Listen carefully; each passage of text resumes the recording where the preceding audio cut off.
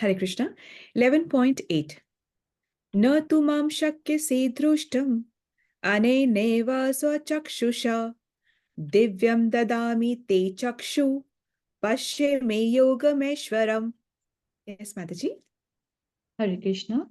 न तुम मा शक्ष्यः दुष्ट नैनम स्वचक्षुषा दिव्य ददानि ते चक्षु पाशमे योगमेश्वरम। किंतु तुम मुझे अपनी इन आंखों से नहीं देख सकते, अतः मैं तुम्हें दिव्य आंखें दे रहा हूँ। अब मेरे ऐश्वर्य को देखो। हरे कृष्ण माता जी। जी।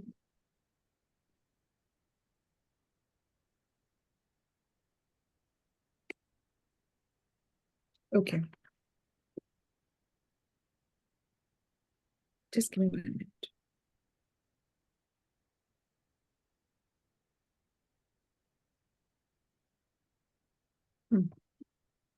न तु माम शक्य से दृष्टम, नहीं लेकिन मुझको समर्थ हो देखने में। तुम समर्थ नहीं हो मुझे अभी देखने में। बोल तो रहे हैं कि ये भी देखो वो भी देखो, फिर कह रहे हैं तुम अभी समर्थ नहीं हो मुझे देखने के लिए। अने नए व स चक्षुषा, इन्हीं अपनी आंखों से, तो जो तुम्हारी जो भौतिक आंखें हैं, यहाँ जो आंखें तुम्हें दी गई हैं, उन आंखों से तुम मुझे देख ही नहीं सकते हो। दिव्यम ददामी में चक्षु, दिव्य देता हूं मैं तुम्हें आंखें, मैं तुम्हें दिव्य आंखें देता हूं। पश्चिम योग मेश्वरम, देखो मेरी योग योग शक्ति को देखो, मेरे ऐश्वर्य को देखो, मैं जो आंखें देता हूं उससे तुम देखो। तो अर्थात परंतु तुम अपनी इन आंखों से, मतलब चर्म चक्षु आंखों से मुझे देख नहीं सकते हो, इसलिए मैं तुम्हें दिव्य आंखें, दिव्य दृष्टि देता हूं, जिससे तुम मेरी योग शक्ति को देखो। तो अभी तक भगवान पिछले 3 श्लोकों से कह रहे देखो देखो देखो। अरे देखो मतलब पश्चिम का अलग अलग मतलब है। देखो मतलब अरे कितना आश्चर्यजनक है वो देखो। अरे मतलब तू अपने ज्ञान की आंखों से देखो, उसको समझ करके देखो। अरे देखो मतलब दिख तो रहा ही है, पर अभी और ध्यान से देखो, ज्ञान से देखो, और जो इतना अचंभा दिख रहा है उससे देखो। तो देखो देखो देखो कह रहे हैं। ये देखो तुम मेरे इसके अंदर मेरे देवताओं को देखो, तुम मारुत को देखो, तुम आदित्यों को देखो, तुम मेरे विभूतियों को देखो, रंग को देखो, आकृतियों को देखो, तुम ये देखो वो देखो। और अब वो कह रहे हैं कि तुम देख ही नहीं पाओगे। तो पहले ही भगवान को तो पता है, तो पहले ही आंखें दे देते और फिर दिखाते ना। तो भगवान क्या है, पहले ये सब चीजें भगवान जो कृपा करते हैं ना, स्टेप बाय स्टेप करते हैं। पहले माहौल क्रिएट करते हैं, सिचुएशन क्रिएट करते हैं, फिर जब हमको होता है तब वो हमें वो चीज देते हैं। तो जैसे पहले भी भगवान ने अर्जुन के लिए बैटल फील्ड में भी पहले एक कंफ्यूजन क्रिएट करा, अर्जुन को मुंह में डाला कि अरे ये तो मेरे जो मेरे गुरु जी हैं, ये तो मेरे पितामह हैं, इनसे ये मेरे सामने मेरे से लड़ने के लिए खड़े हैं। तो फिर वो मोह में आ गया, भाव में आ गया, कंफ्यूज हो गया, और फिर वो क्वेश्चंस पूछता है। फिर जब वो क्वेश्चन पूछता है तब भगवान उसको आंसर देते हैं, और ये भगवत गीता का पूरा ज्ञान उसको दिया जाता है। तो पहले इस तरीके से कंफ्यूजन में डालते हैं, माहौल क्रिएट करते हैं, फिर वो ज्ञान देते हैं। और फिर ज्ञान से अर्जुन के साथ क्या हुआ, अर्जुन जो पहले अपनी बॉडीली लेवल पे सारे रिश्तों को देख रहा था कि ये मेरे गुरु है, ये मेरे मामा है, वो मेरे पितामह है, ये बॉडी के रिश्ते हैं, उन रिश्तों से देख रहा था। उन रिश्तों से ऊपर आता है वो आत्मा की समझ, उसको आती है कि जो बॉडीली रिश्ते हैं वो अलग है, जो आत्मा है वो अलग है। फिर क्या होता है, उसको वो भौतिक धरातल से उठ करके आध्यात्मिक धरातल की बातों को समझने में सक्षम हो पाता है। फिर क्या होता है, उसने अभी तक, अर्जुन ने कृष्ण को अभी तक अपना फ्रेंड, अपना सखा, अपना हम उम्र माना था। हम तो उस टाइम चल ही रहते ऐसे माना था। परंतु अब इसके ज्ञान आने के बाद में वो कृष्ण को अपना परम गुरु, परमेश्वर, योगेश्वर, परब्रह्म, ये सब मानने लग जाता है। ये ज्ञान आने के बाद में वो नहीं बदले, इसको ज्ञान, अर्जुन को ज्ञान आया तो इसकी एनलाइटमेंट हुआ। जो वो थे वो ही थे, ठीक है। फिर भगवान ने कहा, मतलब ये सब उन्होंने बोला कि ये सब तुम देखो, मारुत को देखो, दिव्य आत्मा को देखो, देवताओं को देखो, तुम ये सब देखो। तो अर्जुन ने कहा मुझे नहीं दिख रहा ये सब, मुझे ये सब कुछ नहीं दिख रहा। तो कृष्ण बोलते हैं दिखेगा भी नहीं, मैं तुमको दिव्य दृष्टि दूंगा, तब तुमको ये दिखेगा। और ये जो विराट स्वरूप है ये बहुत ही रेयर है, और ये सबको फिर भी नहीं दिखेगा, ये विराट स्वरूप सबको फिर भी नहीं दिखेगा। तो स्टेप बाय स्टेप भगवान एक्चुअली कृपा करते हैं। भगवान के पास सिर्फ कृपा ही है देने को। वंस अगेन इसको बहुत ध्यान से सुनिएगा, भगवान के पास देने के लिए सिर्फ कृपा ही है। भगवान हमारी गलतियां नहीं देख रहे, भगवान हमें पनिशमेंट नहीं दे रहे। हम बोलते हैं हाय भगवान, तुमने हमें ये क्या करा, तुम्हारी तुम ये मैंने तो इतनी भक्ति करी, तुमने ये मेरी भक्ति का दिया है, तुमने ये मुझे पनिशमेंट दे रहे हो, तुम ऐसी क्या गलती हो गई, तुम मुझे मुझे पनिशमेंट क्या दे रहे हो। भगवान पनिशमेंट के लिए भगवान नहीं देते पनिशमेंट। भगवान क्या देते, उनके पास सिर्फ कृपा ही कृपा है देने के लिए। उनकी डीलिंग्स हमें पनिशमेंट जैसे लगे, पर एक्चुअली वो कृपा ही है देने के लिए। जो हमें हार्डशिप्स मिलती है वो हमें अपने कर्मों की वजह से ही मिलती हैं। भगवान के पास ये सब नहीं है, भगवान सिर्फ और सिर्फ कृपा दे रहे हैं।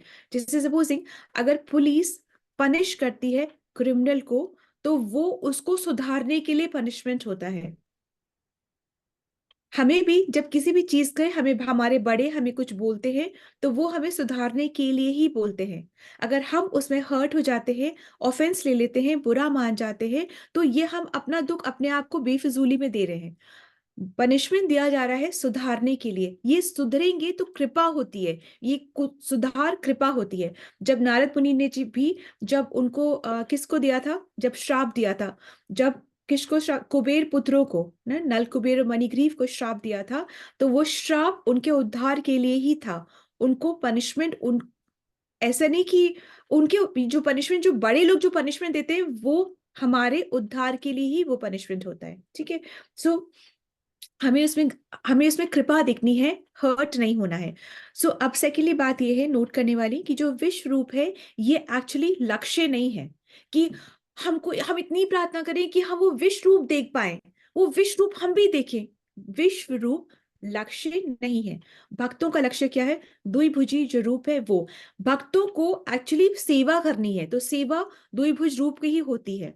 उसी में ही प्रेम आता है, उसी में सेवा आती है। उनका श्रृंगार कर सकते हैं, उनको भोग लगा सकते हैं, उनका अभिषेक कर सकते हैं, उनको सजा सकते हैं, उनसे बातें कर सकते हैं, उनका प्रेम का संबंध स्थापित कर सकते हैं। विश्व रूप में कैसे करेंगे। और दूसरी बात यह है कि भगवान को भी भक्तों से वही प्रेम का संबंध स्थापित करना है। जब बाल लीलाएं करते हैं अपनी माता के साथ में, तो वो प्रेम का संबंध ही स्थापित कर रहे होते हैं। माता को नहीं पता होता है कि ये भगवान है। इतने सब बोलते हैं कि कृष्ण ने पता ये कर दिया, कृष्ण ने पता वो कर दिया, वो राक्षस को मार दिया। तो माता और पिता क्या सोचते हैं, वो ये सोचते हैं कि हाँ, ये ना ये नारायण उनकी रक्षा कर रहे हैं। वो ये नहीं सोचते कि ये खुद नारायण है, बोलते नारायण इनकी रक्षा कर रहे हैं।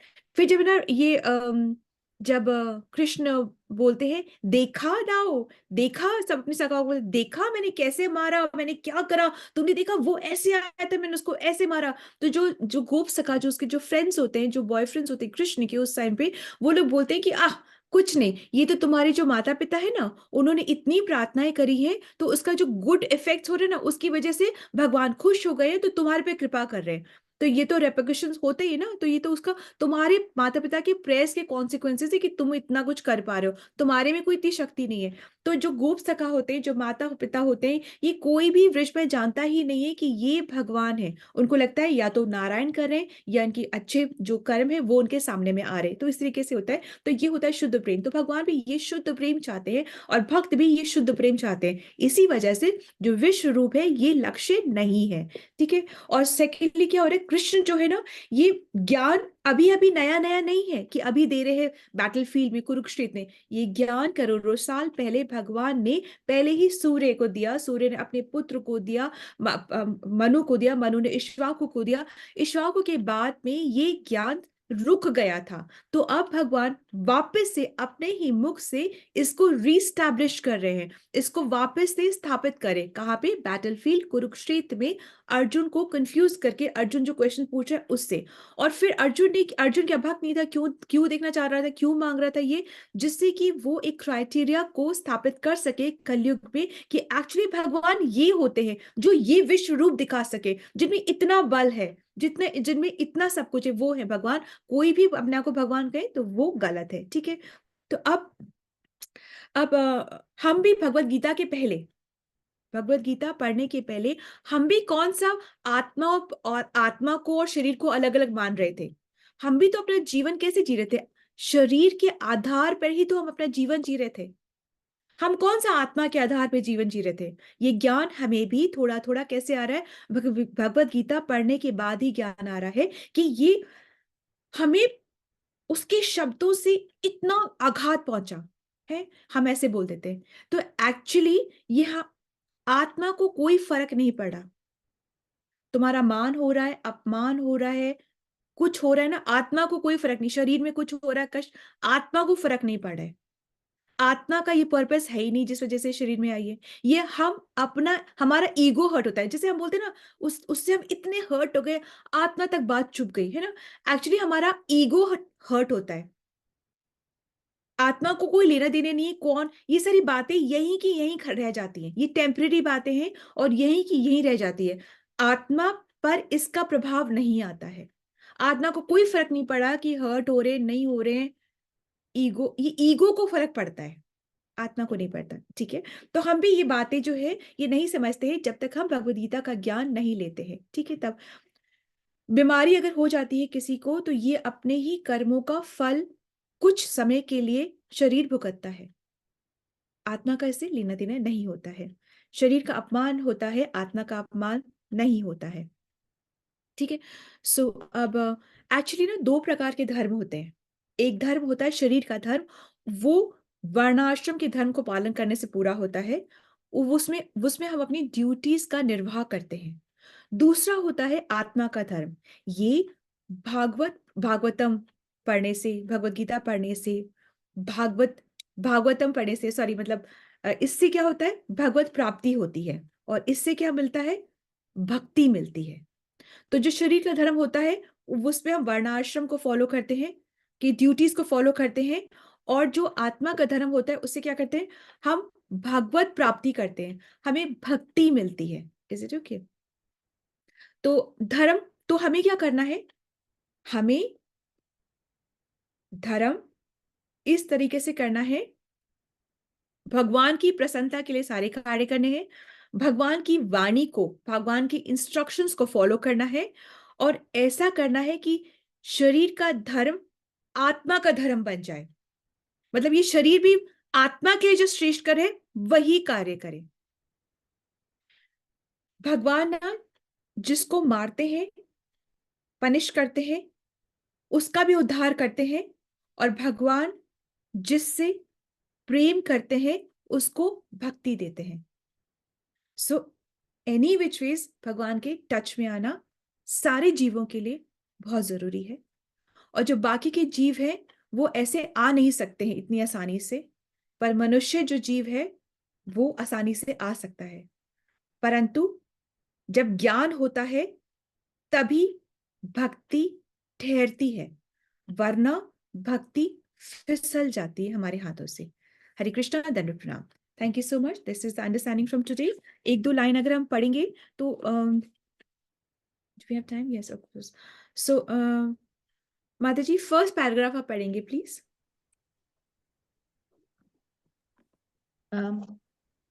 शुद्ध भक्त कृष्ण को उसके द्विभुजी रूप के अतिरिक्त अन्य किसी भी रूप में देखने की इच्छा नहीं करता। भक्त को भगवत कृपा से ही उसके विराट रूप का दर्शन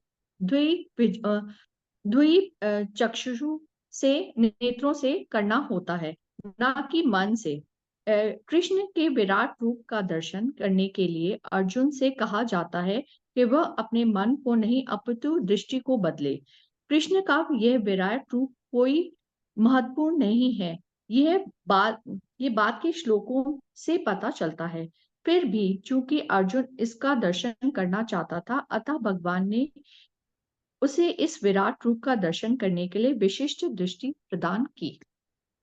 तो भगवान ने नेत्र ही क्यों डिवाइन करे, चक्षु करे? भगवान ने ये कहा कि दिव्य चक्षु नेत्रों से करना होता है, न कि मन से। क्यों मन से क्यों नहीं दर्शन करना होता? क्योंकि मन से, क्योंकि अगर भगवान अर्जुन के मन को ही बदल देते तो उसका मन इस विराट रूप में ही लग जाता। इसलिए मन को नहीं बदला, नेत्रों को बदला, कि दर्शन तुम कर लो, तुम इसमें ऑ एंड रेवरेंस में आ जाओ, तुम ऐसे सोचो कि ये रूप है, दर्शन कर लो, पर इसमें अपना मन मत लगा लो। ठीक है, is it okay? So that was important. अच्छा, इसके बाद में जो भक्त कृष्ण के साथ दिव्य संबंध से बंधे हैं, वे उनके ऐश्वर्य के ईश्वर विहीन प्रदर्शन से नहीं अपितु उनके प्रेममय रूप से आकर्षित होते हैं। भक्त को कोई मतलब नहीं तुम्हारे पास कितना वैभव है, फ्रेंड को कोई मतलब नहीं तुम रिच हो, तुम पुअर हो, तुम्हारे पास 4 गाड़ियां हैं, 2 गाड़ियां हैं, तुम्हारी प्रतिष्ठा इमेज, मित्र है वो तुम्हारा बस। वो उसको नहीं देखना कि तुम कितने रिच हो पुअर, उसको नहीं। तो इसलिए भक्त को भगवान से प्रेम है, भगवान की ऑपुलेंस से, भगवान की एनर्जी से, उससे प्रेम नहीं है। जबकि शुरू शुरू में हम भगवान से आकर्षित उनकी ऑपुलेंस की वजह से ही होते हैं, पर जब हम भक्ति के लेवल पे आ जाते हैं तो भक्त को उसको वो सब नहीं देखना कि वो जादू कर सकते हैं, वो मिरेकल कर सकते हैं, वो बदल सकते हैं, वो सब उनको नहीं चाहिए। भक्त को सिर्फ प्रेम करना है और भक्ति ही करनी है। वो उसके ऑपुलेंस, भगवान के ऑपुलेंस से अट्रैक्टेड नहीं होता है। माता पिता ये कभी नहीं चाहते कि कृष्ण उन्हें अपने ऐश्वर्य का प्रदर्शन कराए। ठीक है, आज होता होगा कि होते होंगे कि हम बहुत कुछ बड़े बचाते, पर जो माता पिता होते हैं ना, उनके होते होंगे कहीं के सीएम, होती होंगी कहीं की प्रेसिडेंट, होती होंगी कहीं के सीएओ, पर माँ के सामने उसका बच्चा बच्चा जैसा ही रहता है। ठीक है, बहुत सिंपल इंटरेक्शन होता है, बहुत सिंपल। ऐसे नहीं कि माँ खड़ी हो जाएगी, ओह तो आप सीईओ हैं, आप आ गए और आपको प्रणाम है, ये सब नहीं। उनका इंटरेक्शन बहुत सिंपल होता है। तो यही भक्त का इंटरेक्शन होता है, उसको फर्क नहीं पड़ता। ओके, सो वे प्रेम के आदान प्रदान से इतने विभोर रहते हैं कि वे भूल जाते हैं कि श्री कृष्ण परमेश्वर है। श्रीमद् भागवतम में कहा गया है कि कृष्ण के साथ खेलने वाले बालक अत्यंत पवित्र आत्माएं हैं, बुद्धू नहीं है। ऐसे नहीं कि उनको पता नहीं है, वो पवित्र आत्माएं हैं और उन्होंने बहुत ही भक्ति करी है, तब उनको ये स्थान मिला है। और कृष्ण के साथ इस प्रकार खेलने का अवसर उन्हें अनेकों अनेक जन्मों के बाद प्राप्त हुआ है। ऐसे बालक यह नहीं जानते कि कृष्ण भगवान है, वे उन्हें अपना निजी मित्र मानते हैं। अतः सुखदेव गोस्वामी भी कहते हैं कि अर्जुन इच्छुक इसलिए है विष्णु देखने के लिए, क्योंकि वो भगवान ने जो कहा ना, मैं वो उन कथनों की पुष्टि करने के लिए विश्व रूप का दर्शन करना चाहता है। Okay, so that is it. Thank you so much माता जी, देन प्रणाम। Let's move on to other